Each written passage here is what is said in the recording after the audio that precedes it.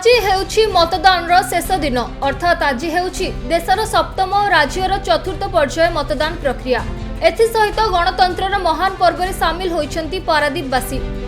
चलित निर्वाचन शेष पर्याय मतदान चली।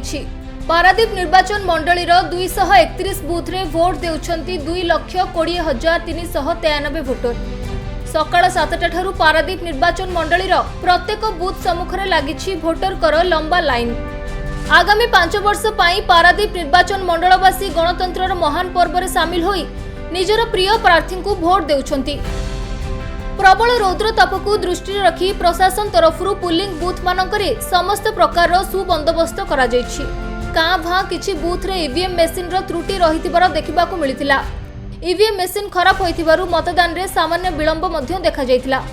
तेबे पारादीपर रंगियागढ़ उच्च प्राथमिक विद्यालय रे बीजेपी विधायक प्रार्थी संपत स्वाई निजर मतदान करितिबा बेले मंगराजपुर निजर मतदान करिसेंती बीजेपी सांसद प्रार्थी विभू प्रसाद तराई। समय जेतिकी गडुछि समस्त बूथ निकटरे वोटरकर भीड़ मध्य सेतिकी देखिबाकू मिलुछि।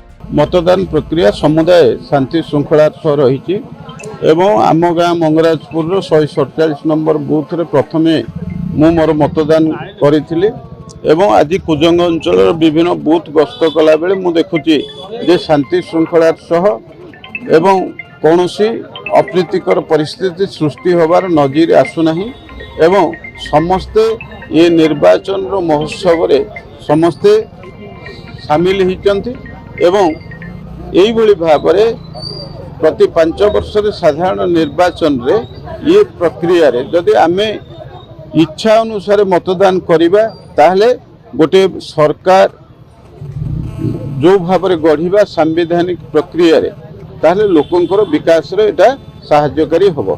तेणु से दृष्टिकोण रो आमर ये चतुर्थ पर्यायर जो निर्वाचन ये निर्वाचन रे आमर कुजंग अंचल एक सचेतन अंचल समस्त भोटर भाई भौणी माने मत किए को भाव में दब किंतु भाईचारा कोठी नष्ट हुए नहीं एवं समस्ते मिलीमिशिकी ये मतदान जो व्यवस्था निर्वाचन प्रक्रिया समस्ते सामिल होती।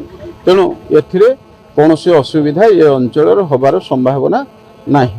पारादीपरू संजय सेनापति रिपोर्ट खबर ओडिशा।